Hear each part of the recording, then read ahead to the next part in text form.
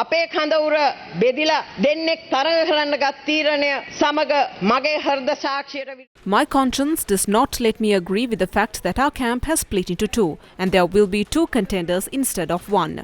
I believe that two leaders splitting up and deciding to contest the election separately is very selfish and a decision taken without thinking about the future of the country.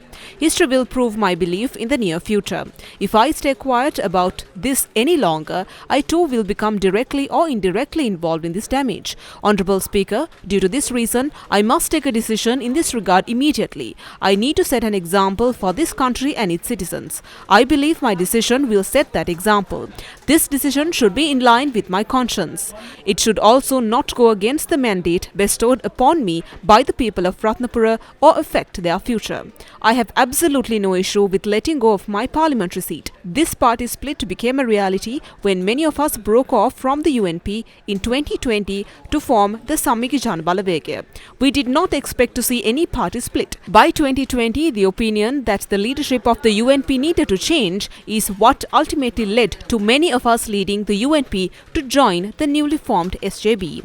That is when the UNP, which faced any challenge that came its way without splitting for 73 years, split for the first time. SWR Bandaranaike could not do it in 1951. In 1991, neither Gamini Disanayake nor Lalit Athulat Mudali could split the UNP. However, Sajith Premadasa succeeded in 2020.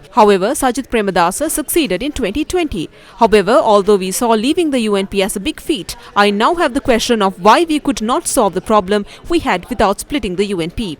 Although I was also one of the MPs who left the UNP in 2020, I was not too happy about it leading to a party split. The question of whether I too contributed to the split of a superpower in the political arena seemed to burden me a lot.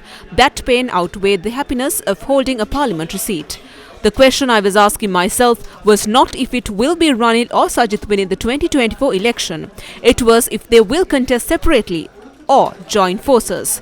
In 2020, I left the UNP with a lot of trust and hope in Sajith Premadasa.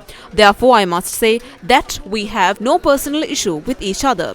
I believe that in order to achieve victory at this year's election, we should join forces. It is not practical to contest separately and expect to win.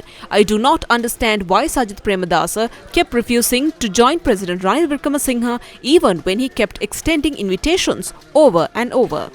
I sometimes wonder if Sajith Premadasa is in a hurry to become president. However, history has given us answers to that question many times in the past. We have a past where our own leaders have proven the importance of patience. We must learn a lesson at least now. J.R. Jayawardena was one of the most prominent figures of our parent party. He assumed power in 1971. The UNP was formed in 1947. However, he waited 30 years to assume party leadership. Patience is a very important virtue in politics. Some do not care what the people of the country have to say about how mature or immature they are. Honorable Speaker, yes, the goal is to become president. However, one must think if the timing is right, the state of the country, the damage that would occur if the plan goes wrong, and if the damage can be recovered. There seems to have been no such assessment done here. To say the least, it seems like they have not even thought if they possess the qualities needed to become president. Except for a very immature plan of creating artificial force to acquire power, there is no arrangement to secure that power. That is not new to our country. This was proven right in front of our eyes by Gotabaya Rajapaksa. It was fascinating to see how Gotabaya Rajapaksa dug his own grave by creating an artificial wave, bankrupted the country and let down the people of the country. Get to know Gotabaya's story today itself, not the book he wrote. Get to know the truth behind his downfall. During this emotional moment of me stepping down from my parliamentary seat, I'd like to divert your attention towards several issues. We keep wondering how the JVP, which started off with 3%, is not a major power camp, and how the UNP, which used to be the most powerful political party, is not split into two. What went wrong had nothing to do with party policies, but issues with party leadership due to the lack of centralized democracy. However, he is now the president of the country. The Rajapaksa family has now left him. They are contesting separately. When nature itself removed all obstacles and presents us victory on a silver platter, why do we refuse it? The accusation made against Ranil was that he was dealing with the crooks. They kept saying he was protecting thieves and running a government with them. What happens then? The crooks who jumped the ship when their ship was sinking have now joined the SJB. There is another side to this. The initial members of the SJB who shed their blood, sweat and tears worked with Sajith Premadasa right from the loss in 2019 are now getting cornered due to the arrival of these crooks into the party.